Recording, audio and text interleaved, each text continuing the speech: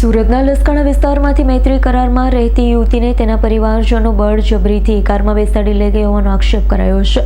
સમગ્ર ઘટનાના CCTV social media પર વાયરલ થતા પોલીસે તપાસ શરૂ કરી. સુરતના લસકાણાની સૌરાષ્ટ્ર સોસાયટીમાં યુવતીને બળજબરીથી કારમાં લઈ જવાનો વિડીયો સોશિયલ મીડિયા પર વાયરલ થયો છે.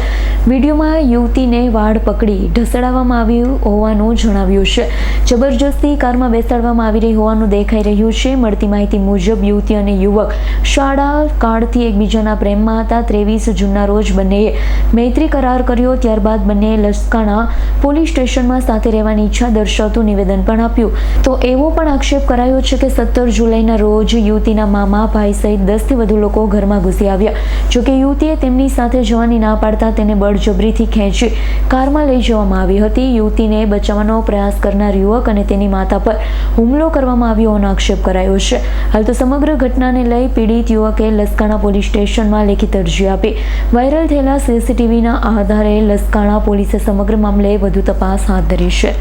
Bureau report S9 news Surat.